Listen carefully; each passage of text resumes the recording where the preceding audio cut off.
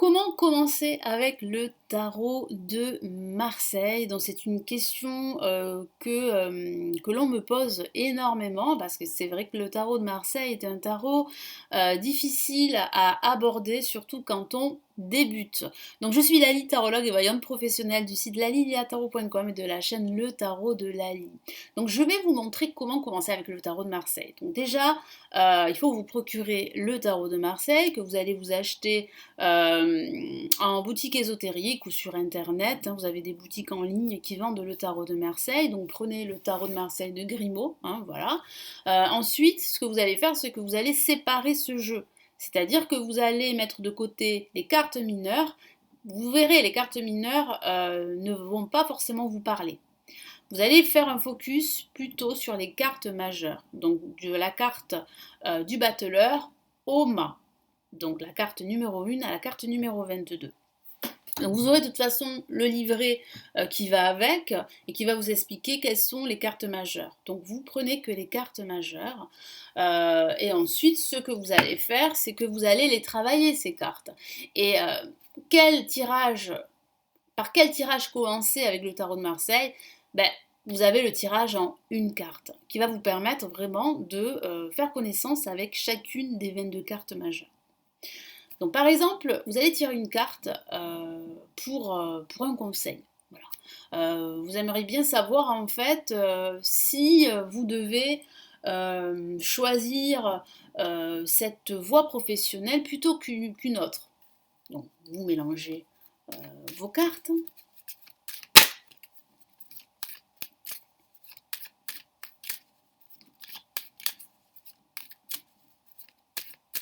Vous coupez le tas en deux ou en trois, mais moi je préfère couper en deux. Et ensuite, voilà, vous tirez votre carte et vous avez le mât. Qu'est-ce que ça signifie, là, avec le mât? Ça signifie ici qu'il va falloir de toute façon le faire, ce choix, parce qu'on voit bien en fait un changement. On voit bien en fait que, voilà, que vous suivez une nouvelle trajectoire. Il y a comme une reconversion professionnelle. Donc vous posez la question si vous devez changer de voie. Eh bien, la réponse est plutôt oui. Parce qu'il y a bien en fait un changement de voie pour vous, un changement de trajectoire. On voit bien en fait que vous laissez derrière vous votre ancienne vie professionnelle pour une nouvelle carrière professionnelle. Donc là, il y a vraiment un changement très fort. Donc oui, il est bon de faire ce choix le plus rapidement possible, d'écouter en tout cas ses désirs, son intuition, de suivre en fait ce qui vous anime, de suivre en fait ce que vous dit votre cœur pour aller de l'avant, pour progresser au niveau professionnel. Voilà. Donc vous pouvez en fait voilà tirer en fait une carte, travailler en fait votre intuition, voir ce que l'image en fait, si l'image vous parle, qu'est-ce que ça vous procure comme sensation, comme sentiment. Et là c'est vrai que vous allez voir, vous allez facilement vous connecter aux cartes et puis regardez aussi les définitions qu'on vous donne également. Ensuite, si vous voulez vraiment apprendre les 22 cartes majeures, j'ai une formation en ligne, elle se trouve juste en dessous de la vidéo si vous souhaitez bien sûr aller plus loin. Ensuite, vous pouvez réaliser le tirage en 3 cartes. Donc ça, c'est vrai que le tirage en 3 cartes, passé, présent, futur, moi je préfère plutôt parler de possible trajectoire. C'est un tirage en 3 cartes qui fonctionne très très bien. C'est un tirage qui fonctionne très bien avec le tarot de Marseille, mais aussi avec d'autres tarots. Donc, c'est bien de tirer une carte, vous pouvez faire ça tous les jours pour vous familiariser avec les 22 cartes majeures, mais vous avez aussi le tirage en 3 cartes. Donc, par exemple, là aussi, avec le tirage en 3 cartes, là vous souhaitez savoir s'il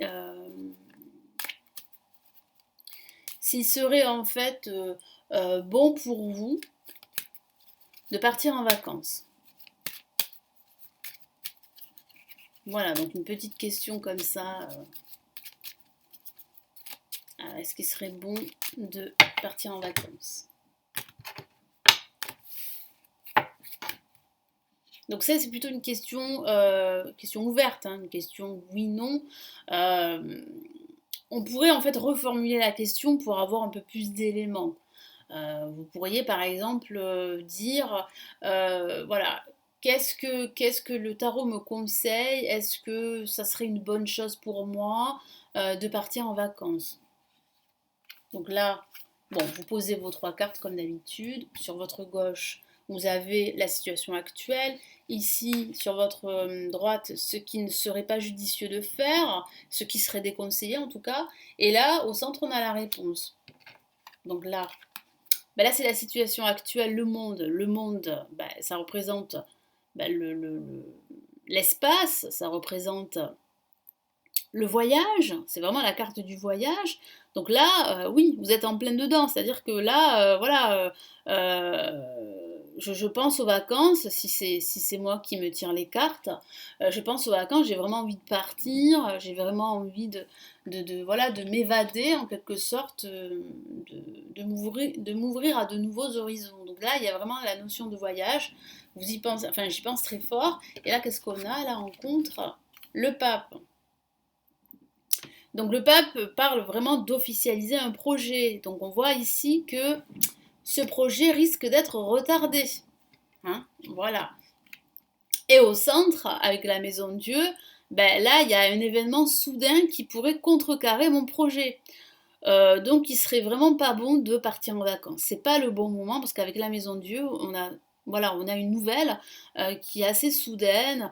Ça peut signifier voilà, une dispute, une rupture. Donc voilà, après c'est à vous aussi de poser les questions à votre interlocuteur. Peut-être que cette personne veut partir en vacances avec son partenaire. Là, avec son partenaire, il semblerait qu'il soit pas d'accord si vous partez en couple.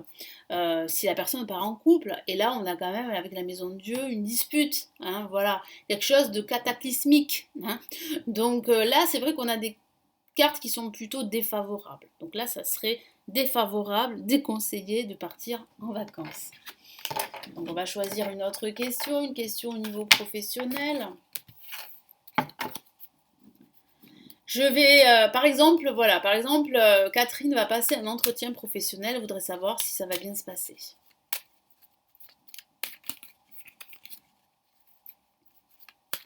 Elle voudrait savoir aussi comment elle doit aborder cet entretien professionnel.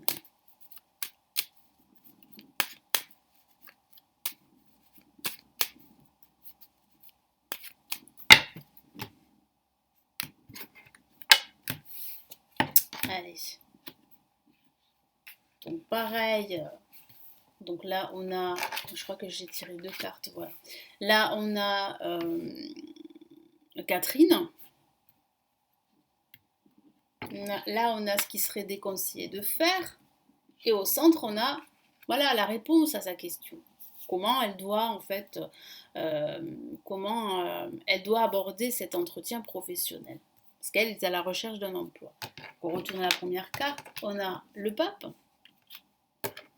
on a la maison Dieu, et on a au centre l'ermite.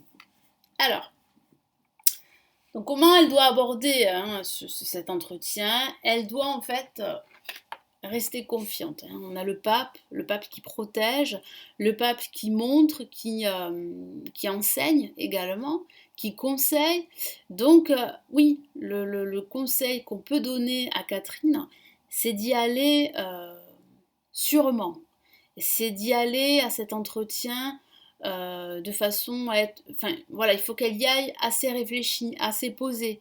Il ne faut pas qu'elle se précipite, il ne faut pas qu'elle stresse, il faut vraiment qu'elle y aille avec de l'optimisme. C'est très important. Parce que c'est vrai que cet entretien pourrait être assez difficile. Parce que là, on a quand même la maison Dieu. Ce qui serait déconseillé de faire, et ce qui serait déconseillé de faire, c'est comment dire, d'agir, de se comporter sur un coup de tête. Ouais, ça serait en fait avec la maison de Dieu. On a quand même, voilà, quelque chose d'assez soudain. Donc, voilà, faut pas se laisser déstabiliser par ses émotions. Voilà. Ne pas se laisser déstabiliser par son stress, ses émotions durant l'entretien. Parce que il est fort possible que durant cet entretien, on lui mette la pression. On la questionne énormément. Donc il faut qu'elle soit préparée. Donc la réponse, c'est ça, l'ermite, il faut qu'elle soit préparée. Il faut qu'elle étudie son sujet. Et il faut qu'elle étudie toutes les questions qu'on pourrait lui poser. Il faut vraiment qu'elle y aille armée. Voilà, il ne faut pas qu'elle y aille les mains dans les poches. Donc si elle y va armée, ça va bien se passer. Mais on sent quand même qu'il y aura beaucoup de réflexion par rapport à sa candidature. Bon, c'est pas la réponse à sa question, c'est-à-dire, elle m'a pas posé la question, Catherine, de savoir si elle va avoir le job. Elle veut juste savoir comment elle doit aborder cet entretien. Donc, elle doit aborder cet entretien de façon posée, réfléchie. Elle doit étudier toutes les questions qu'on pourrait lui poser. Elle doit étudier son CV parce que je sens bien que on va vraiment la déstabiliser. Donc attention qu'elle ne soit pas déstabilisée justement émotionnellement parlant durant cet entretien. Parce qu'il semblerait que durant cet entretien, il y ait plusieurs personnes. Plusieurs personnes. Voilà pour ce tirage en trois cartes. C'est vrai que le tirage en trois cartes est un super tirage, surtout quand vous débutez avec le tarot de Marseille, parce que vous pouvez lui poser toutes les questions inimaginables sur le professionnel, le sentimental, sur votre vie personnelle, sur votre spiritualité, et vous pouvez vous poser des questions pour vous-même, c'est-à-dire des questions spirituelles, vous voyez, des questions psychologiques également. Comment aborder telle situation, telle situation professionnelle, sentimentale, et vous pouvez faire un tirage en trois cartes pour d'autres personnes. Mais là, il faut vraiment assimiler les cartes, il faut les connaître, il faut vraiment pratiquer ces cartes de tarot. Donc si vous voulez aller plus loin, pratiquer, eh bien, je propose des formations sur le tarot, des formations en ligne avancées, vous avez le lien ci-dessous, la vidéo. Quant à moi, eh bien, j'aurai plaisir à vous retrouver dans de prochaines vidéos tutoriels. N'hésitez pas à commenter la vidéo, n'hésitez pas à me dire par quel tirage vous avez commencé le tarot de Marseille, parce que c'est vrai que le tarot de Marseille est un tarot qui est assez complexe pour la plupart d'entre nous.